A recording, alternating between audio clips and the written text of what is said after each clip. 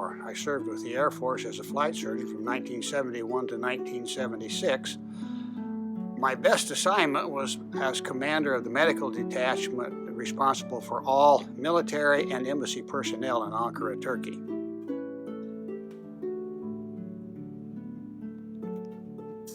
Hi, I'm Shuck. I served in the Navy from late 1968 to late in 1972.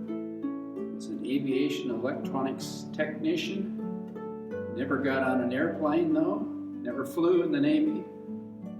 But I had a great experience, and coming from, at that time, what was about a small Albany town, I got to meet a lot of people from different parts of the world, actually. I think I was very lucky to have done that. Hi there, I'm Chet Hauser.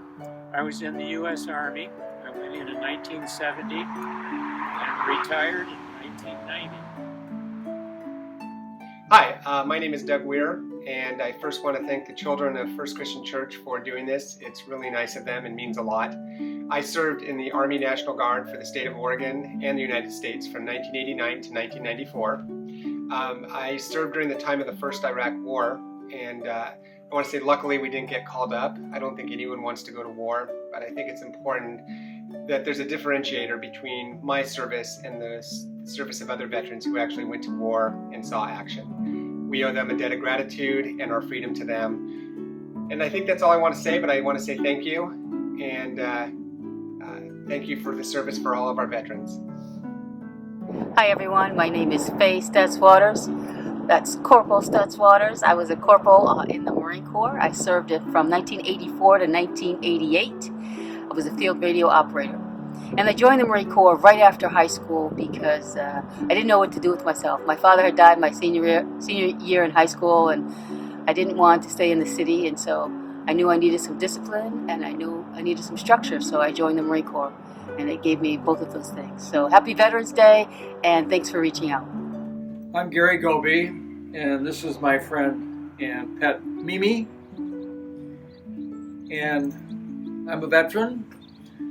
I was drafted at the end of the Vietnam War, so I was getting ready to start family practice in Albany, and I was notified by the Selective Service Agency, a department of our government, which has the capacity during times of war to take people and require you to spend time in the service. So I was drafted into the United States Air Force. As being a family doctor, I was able to stay in the United States, and I worked in Mountain Home, Idaho at an Air Force base. That Air Force base was training pilots, F-111 pilots, for bombing in Vietnam. It also was a SAC base, which had bombers that had nuclear warheads in them, and they were on call to respond to any nuclear war. And it also had the Blackbird, which was a spy plane that flew and did reconnaissance over whatever country they decided to look at. I was there for 2 years doing pediatrics and taking care of kids, and to take care of families of the pilots and the pilots. So that's what I did for 2 years, and then following that I came to Albany. So if you ever have questions about what being drafted means, come get me. I'll tell you how that all works. Hi, I'm Gerry Gisler. I am a veteran. I enlisted in the Air Force in 1951 and spent 4 years in the service.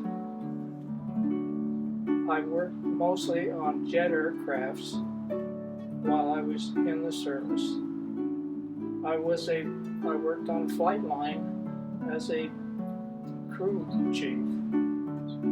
I spent most of my time in the States, but I also spent a year in Japan during the Korean War. Hi, Eric. I'm going to talk a bit about the draft, and it was significant in my service because I was going to college and I wasn't doing that well, and so the draft board, which is made up of people in my community, decided that it was getting very close for me to be drafted. Well, I could be drafted for 2 years or I could enlist for 3 years, and that is active duty. So I elected to enlist, and in the process, I was able to also select a school to go to be trained as a welder in the United States Army.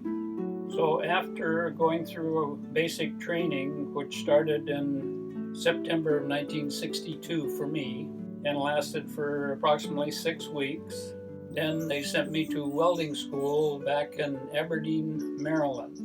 And that lasted until the spring then of 1963.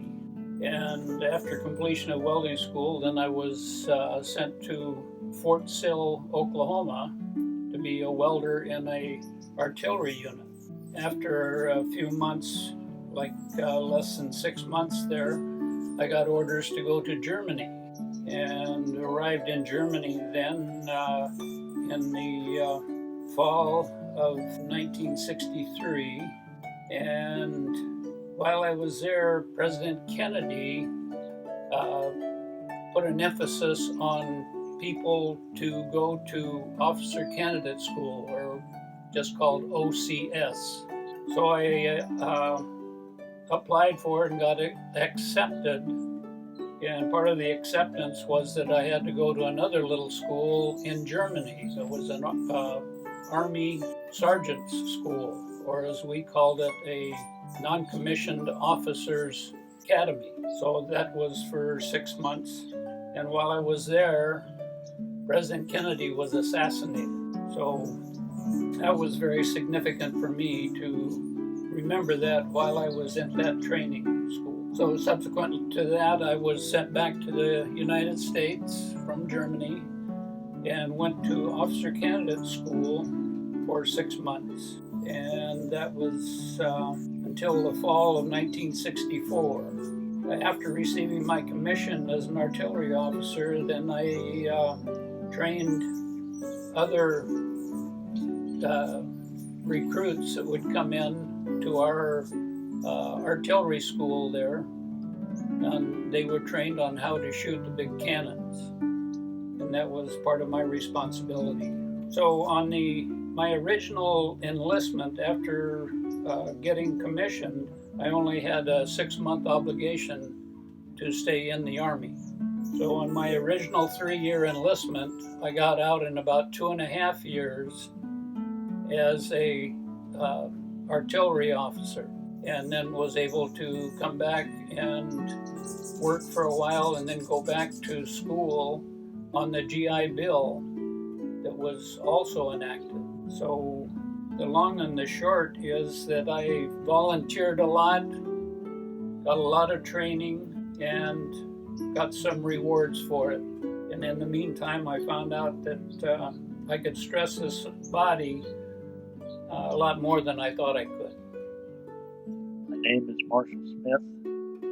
I served 2 years in the Army from July of 1967 to July of 1969. The year of 1968 I spent in the Republic of Vietnam, and the last 6 months of my tour was spent at Fort Carson, Colorado. I'm Rick Staggenborg, and I served in the Army in the late 80s, but I didn't really feel like I was serving my country until I got involved in the anti-war movement after that. So I'm with Veterans for Peace, president of the local chapter, and I encourage anybody else who cares about peace and justice to join us. You don't have to be a veteran, just get in touch with me.